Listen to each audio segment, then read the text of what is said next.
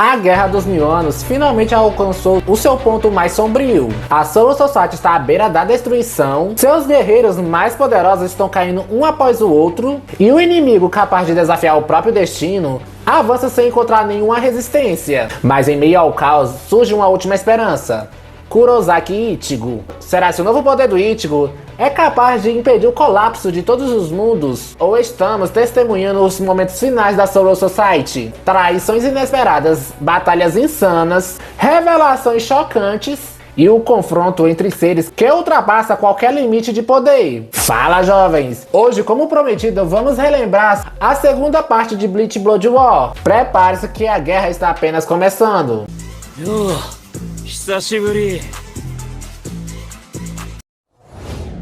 Continuando da onde parou, lá no Palácio Real, o Ishibei deixa claro pro Ichigo que mesmo ele evoluindo de forma impressionante, o seu poder ainda não é o suficiente para enfrentar o Yhwach. Sem alternativa, Ichigo é enviado para um local isolado, onde é forçado a encarar a essência de seus próprios poderes e a verdade sobre sua existência, passando por um treinamento intenso e completamente solitário. Enquanto isso, o Renji e a Rukia são levados à Guarda Real, onde iniciam um processo de recuperação e treinamento brutal para a restauração de suas forças e superar seus próprios limites. Já o Byakuya finalmente se recupera descansando nas fontes termais do Kirinji. Do outro lado, no Vanderhash, Yhwach toma uma decisão chocante. Ele declara o Uryu como seu sucessor, deixando todos os Quincy's em estado de choque absoluto. Pouco depois, o Uryu passa por um ritual que intensifica sua conexão com o Império Quincy e desperta um novo nível de poder dentro de si. Logo após isso, o Vanderhash inicia uma nova devastadora ofensiva, cobrindo todo o Ceretei com uma grande barreira sombria. Assim começa a segunda invasão do Yhwach, com a promessa de destruir completamente toda a Soul Society em apenas 9 dias. Jugra então ordena que todos os Stanhitter eliminem todos os capitães e tenentes que perderam seus bancais, com o objetivo de destruir qualquer esperança restante entre os Shinigamis. A partir daí, o caos toma conta do campo de batalha. Hitsugaya e Hangiko enfrentam o Besbi em uma luta brutal contra as chamas devastadoras, mas acabam quase mortos. Nesse arco, meu Deus, o Hitsugaya foi completamente escanteado. Sua participação nessa temporada só vai acabar ficando ainda mais pior, mas para isso falta. E lá vem mais! Do outro lado do Ceretei, Omaida tenta defender sua irmã da ameaça do BG-9 até a chegada da Soifong. Mesmo assim, o poder esmagador das explosões do inimigo acaba derrotando a capitã, evidenciando o impacto devastador da ausência de seu Bankai. Já no Instituto de Pesquisa da 11ª Divisão, Asuka invade as instalações e revela que os Quincy's já estavam preparados para cada movimento dos Shinigamis. Mayuri surge para impedir que seu laboratório seja tomado e transformado em um confronto. Mais tarde, o Kyoraku encara o Jugran lá no quartel da 1ª Divisão, percebendo a frieza e a confiança assustadora do inimigo. No meio desse confronto, a Nanao ativa a barreira capaz de neutralizar temporariamente os poderes Quincy's. Enquanto isso, o Mayuri recebe uma informação decisiva do Urahara. A maior fraqueza dos Quincy's estão ligados aos Hollows. A partir disso, surge uma nova arma, pílulas capazes de holoficar temporariamente uma Bankai, impedindo que ele seja roubado pelos medalhões Quincy's. Com essa descoberta, começam a ser destruídas, reacendendo a esperança entre os Shinigamis. No momento crítico da batalha, quando Kangdon está prestes a finalizar o Hitsugaya, algo impossível acontece. Seu Bankai é recuperado, com isso ele vira completamente o jogo. Soifong também recupera seu Bankai durante a luta contra o BG-9 e acaba com o vilão. Depois de tudo isso, a gente vê o Shinji liberando sua Bankai, mergulhando os Quincy's em um caos absoluto, onde aliados e inimigos já não conseguem mais distinguir a realidade da ilusão. Cena essa que não tinha na versão do mangá. Seu Bankai só veio ser revelado muito tempo depois na novel do Hisagi Shuhei. Contudo, esse protagonismo do Shinji o custou muito caro. O Shinji entra em confronto direto com a Bambieta, que começa a perder o controle à medida que sua percepção de realidade é completamente distorcida. Em resposta, ela libera seu Vostange, assumindo uma forma alada e liberando um poder explosivo em uma escala destrutiva, iniciando a virada ofensiva dos Quincy's. As explosões devastam o campo de batalha e deixam o Shinji à beira da morte. Quando Bambeta se prepara para dar o golpe final, Komamura surge para impedir. Ele recorre à técnica proibida do seu ancestral e, em um sacrifício extremo, se transforma em um guerreiro humano imortal. Com essa nova forma, sua Bankai a torna totalmente resistente às suas explosões, permitindo que ele derrote a Bambieta em um único ataque decisivo. No entanto, isso não foi de graça. Komamura perde sua humanidade e retorna a um estado bestial, agora completamente irracional, sendo amparado por seu tenente leal Iba. E sua participação na guerra termina aqui. Enquanto isso, Jugran consegue ultrapassar a barreira criada por Nanao, mas ela rapidamente ergue outra barreira. E no momento que ele se prepara para destruir essa nova barreira, ele decide recuar. A luta segue com Mask de masculino enfrentando o Yumítica, Ikako e Hisagi. Mesmo unidos, eles conseguem apenas retardá-lo por um curto período. As coisas começam a ficar esquisitas quando a cada aplauso do James, o poder do Mask aumenta drasticamente, tornando-o praticamente invencível. Após os três serem esmagados, Kensei e Rose entram no campo de batalha. O Kensei libera sua Bankai e defere golpes brutais, mas o Mask resiste e supera sua força, acabando com a raça do Kensei. Meu Deus do céu, não sobrou nada.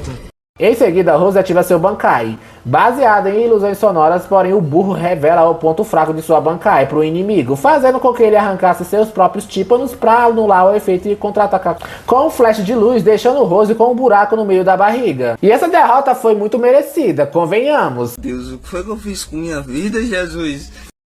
Dois tenentes, 2 capitães derrotados, e agora, quem poderá nos defender? Eu! Isso mesmo, o Renji surge no campo de batalha, travando um X1 com o Mask de masculino. Ele e a Rukia retornam ao Seretei já totalmente destruído, mas agora muito mais forte do que antes. Renji enfrenta a Mask imediatamente e elimina o James antes que ele consiga se regenerar novamente. Mask então ativa seu Vastand e parte para o ataque com uma velocidade e força absurdas, mas o Renji revela a forma final do seu Bankai.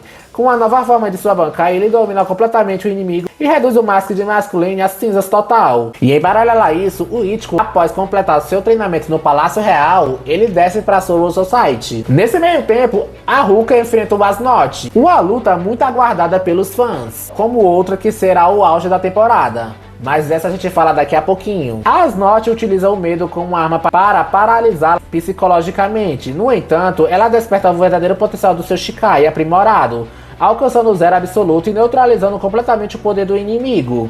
Ela consegue congelar o Asnot, mas ele se liberta e assume sua forma Volstange, mergulhando a Rukia em um domínio de terror absoluto. Nesse momento, Byakuya chega e destrói a prisão de gelo com seu Senbonzakuya, salvando a situação. Inspirada por ele, Rukia libera seu Bankai pela primeira vez e em sua forma completa, ela congela as Asnot por completo e os destrói em pedaços, encerrando a luta sobre o olhar do Byakuya. E em outro ponto do campo de batalha, Izanami cuida dos feridos, enquanto Gwenael Lee aparece, apagando sua própria presença e a memória dos seus oponentes, confiando apenas em seus instintos. E Atiro entra no combate ativando seu Shikai e invoca criaturas espirituais para lutar ao seu lado. Logo se revela que Gwenael era apenas uma criação ilusória de Grammy. Com um simples pensamento, ele faz desaparecer e em seguida fere gravemente o braço da Yatiro. E então finalmente chega ele, ó, Zaraki Kenpachi.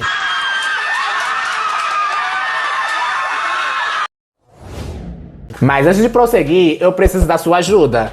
Vai deixando o like, se inscreva no canal caso não for inscrito, ative o sininho de notificações e comente aí embaixo se você quer mais vídeos como esse aqui no canal. E aí, antes de prosseguir, clique no card aqui em cima que tem a parte anterior dessa saga. Assim que esse vídeo acabar, você será direcionado imediatamente para a primeira parte desse vídeo. Sem mais enrolação, bora prosseguir. Usando apenas sua força bruta, ele ignora todos os ataques do Grammy. Não adianta o que o Grammy tente usar aqui está em outro nível, até que o Quincy cria um meteoro gigantesco para destruir tudo. O Kenpachi simplesmente o corta ao meio sem esforço.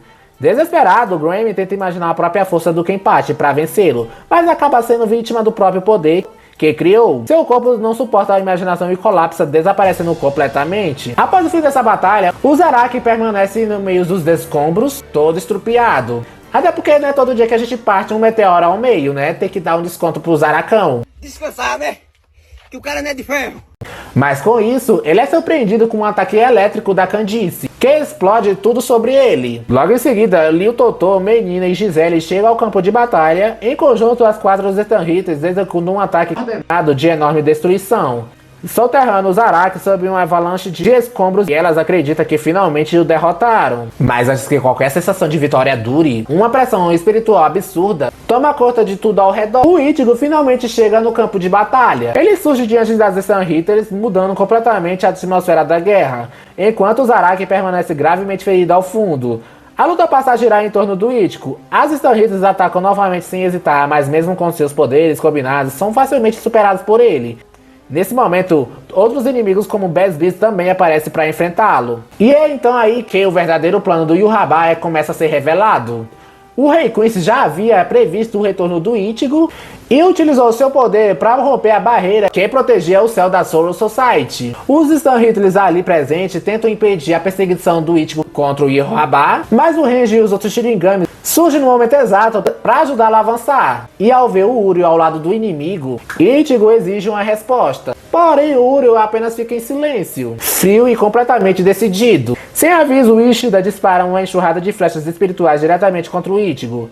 Orihime surge rapidamente e ergue uma barreira, bloqueando o ataque. Logo após isso, o Jugran, o Yurabá e o Uryu atravessam a fenda em direção ao Palácio Real. A passagem deles causa uma onda de choque que arremessa o Ichigo e seus amigos para longe, aumentando ainda mais o impacto da traição do Uryu. Logo depois, o Urahara aparece e leva o grupo ao laboratório do Mayuri. Lá o capitão já havia preparado um canhão semelhante ao de Kukaku. Utilizando o Renshi dos Quincy espalhado pelo campo de batalha, foi possível alimentar o disparo. Essa energia foi coletada pela equipe da Hiyori e transportada pela Yoruichi, que também se une ao grupo junto com Ganjo.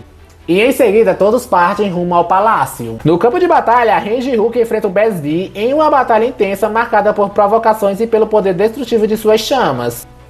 Em outro ponto da guerra, o Ikkaku e o Mítico enfrentam a Giselle, mas são surpreendidos pela chegada da Bambieta, agora transformada em zumbi. Mesmo tentando resistir, acabam pressionados pelos ataques explosivos e esmagadores. E quando Giselle se prepara para transformá-los também em zumbis, o MVP de toda essa temporada finalmente aparece no campo de batalha. O Mayuri. Bambieta avança contra ele, mas é rapidamente derrotada pelas armadilhas preparadas por Mayuri. Logo em seguida, Giselle libera seu exército de Shinigamis zumbificados, mas Mayuri responde invocando seus arrancas ressuscitados, que rapidamente começa a dominar a situação. A batalha é finalmente interrompida com a chegada do zumbificado Hitsugaya Toshiro, que derrota o Ikkaku e o Mítica com facilidade e volta suas intenções diretamente pro Mayuri. Coitado do Hitsugaya, eu não falei que nessa temporada ele ia ser totalmente escanteado? Tá aí, né? Veja como massacraram meu garoto. Hitsugaya é rapidamente derrotado por Mayuri, mas o Mayuri, com sua mente doente em fazer testes em cobaia, já havia preparado uma droga especial capaz de fazê-lo reviver sempre no instante anterior da sua morte, criando um ciclo interminável de retorno. Aproveitando essa vantagem absurda, o Mayuri começa a fazer experimentos em pleno campo de batalha. No momento, a batalha é novamente interrompida quando Hangiko aparece zumbificada também, junto com o Rose e com o Kensei.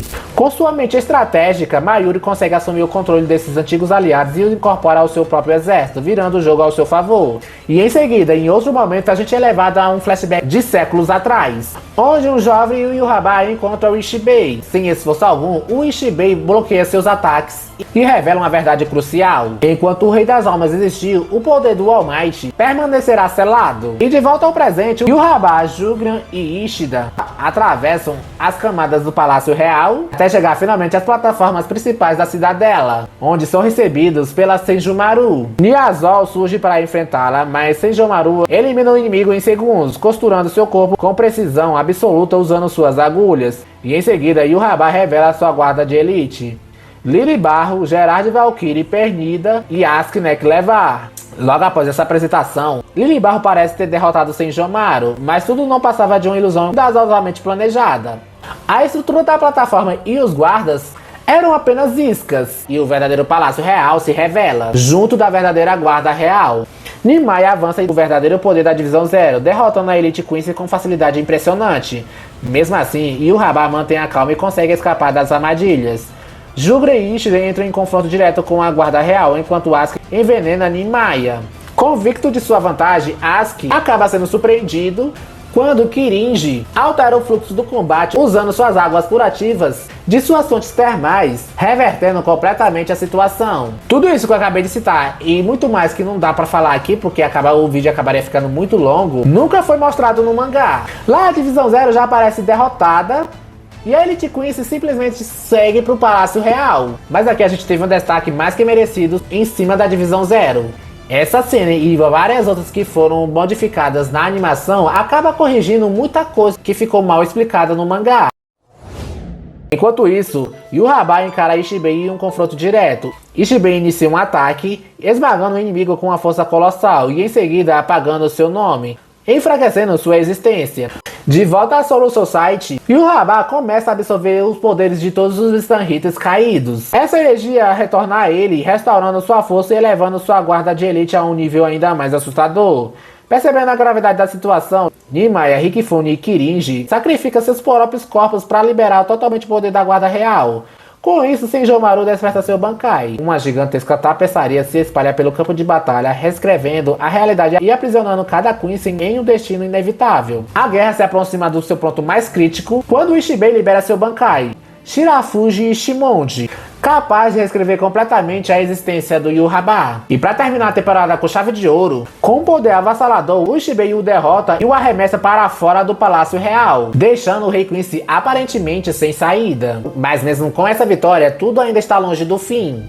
A guerra pela Soul Society está apenas começando seu capítulo mais decisivo. Mas para que eu traga a próxima parte dessa saga, eu preciso do apoio de vocês. Deixa o like aqui embaixo, se inscreve no canal, faz tudo aquilo lá que a gente pede para fazer em todo santo vídeo, que isso vai me ajudar bastante a trazer mais vídeos como esses e vai ajudar bastante no crescimento do canal também.